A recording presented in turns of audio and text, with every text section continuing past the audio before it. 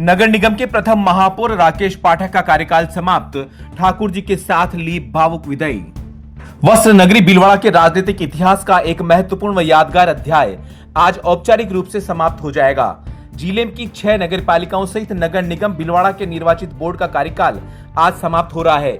इसके साथ ही अब आगामी चुनाव तक शहरों और कस्बों की प्रशासनिक कमान अधिकारियों के हाथों में रहेगी। भाजपा शासित नगर निगम बोर्ड का नेतृत्व करने वाले राकेश पाठक ने सभापति से लेकर नगर निगम के प्रथम महापौर तक का सफर बड़ी उम्मीदों और चुनौतियों के साथ तय किया। उन्होंने 7 फरवरी 2021 को नगर परिषद के सभापति पद की शपथ ली थी। अपने इस कार्यकाल के दौरान ही नगर परिषद को क्रमोन्नत कर नगर निगम का दर्जा मिला, जिससे पाठक भीलवाड़ा नगर निगम के पहले महापौर बने। इस परिवर्तन के साथ ही शहर के विकास से जुड़ी कई नई योजनाओं और कार्यों की नींव रखी गई। 5 वर्षों के कार्यकाल में महापौर पाठक ने अनेक उतार चढ़ाव देखे, लेकिन शहर के विकास को लेकर उनकी सक्रियता लगातार चर्चा में रही। पिछले 5 वर्षों के कार्यकाल में महापौर पाठक ने विकास कार्यों के साथ साथ राजनीतिक और प्रशासनिक चुनौतियों का भी सामना किया।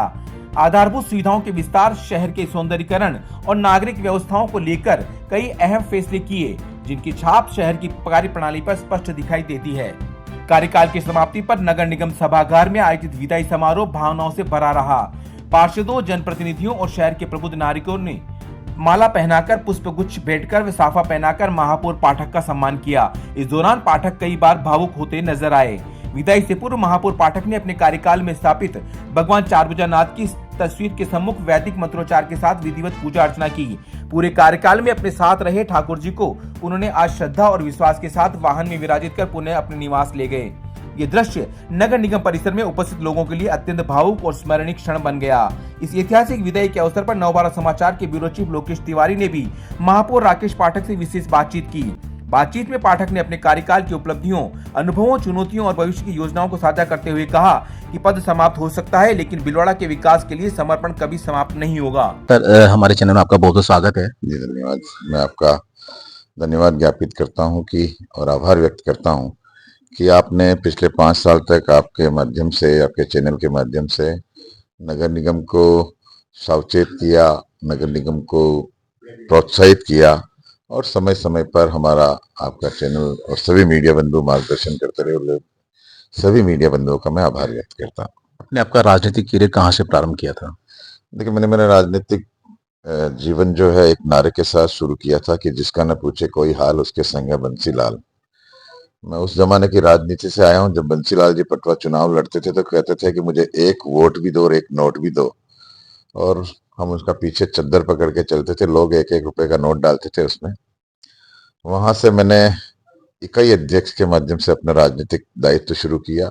इकाई अध्यक्ष, युवा मोर्चा में नगर मंत्री, युवा मोर्चा में जिला महामंत्री, युवा मोर्चा में जिला अध्यक्ष, पार्टी का वार्ड इकाई अध्यक्ष, पार्टी में शहर मंडल अध्यक्ष, पार्टी में 2 बार जिला महामंत्री, लगातार कई चुनावों के प्रभारी, अजमेर संगठन के नाते देहात का प्रभारी।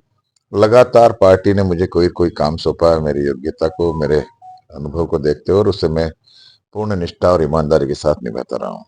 आपके जब आपने अपने राजनीति में प्रवेश किया था और आपके नगर निगम से लेकर नगर परिषद से लेकर के नगर निगम का जो कार्यकाल रहा है, कितनी चुनौतियों का सामना करना पड़ा?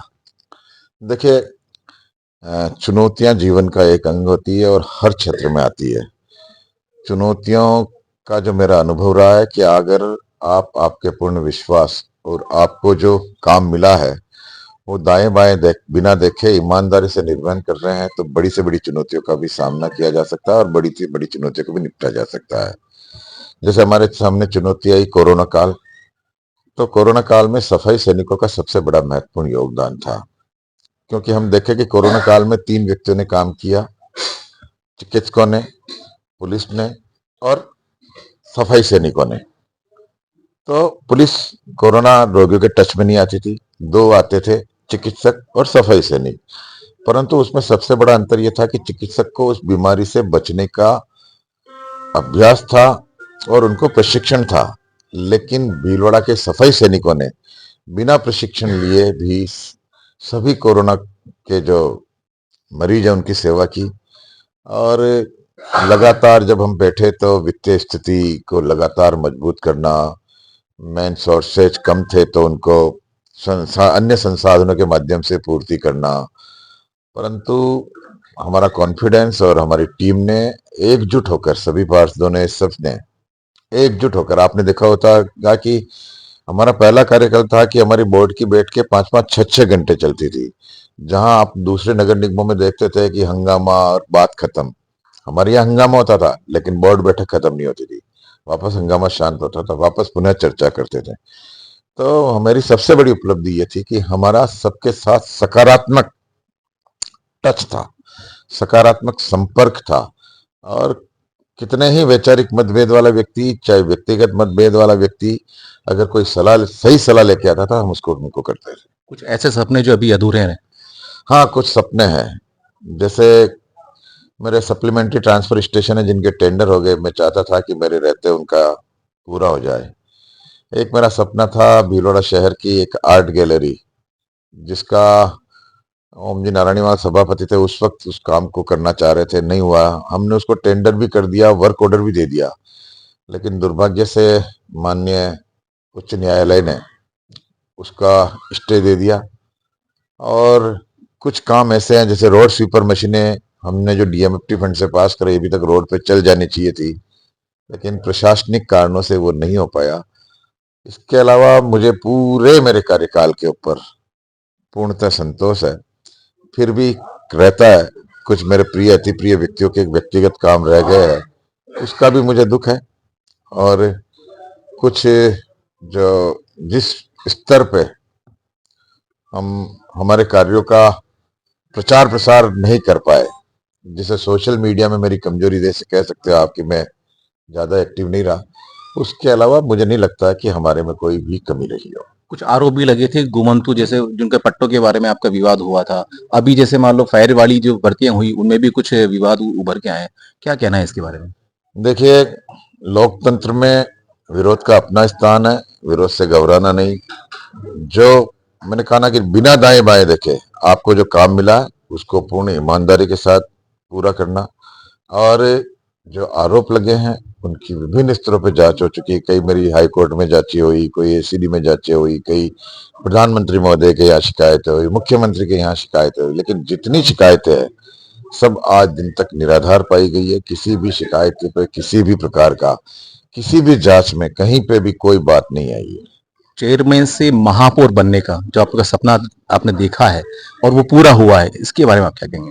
देखिए, चेयरमैन से महापौर का बना, मैंने कहा था ना कि जिस रोज मैंने शपथ ली थी उसके कुछ दिनों बाद मैंने कहा कि मैं भीलवाड़ा नगर निगम को बनने के बाद ही पगड़ी पहनूंगा।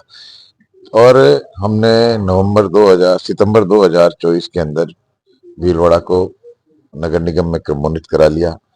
और मुझे खुशी है कि हमने इस भीलवाड़ा नगर निगम को, जिसको हम कहते हैं कि मीटर गैस से इलेक्ट्रिक ब्रॉड गैस पे डाल दिया।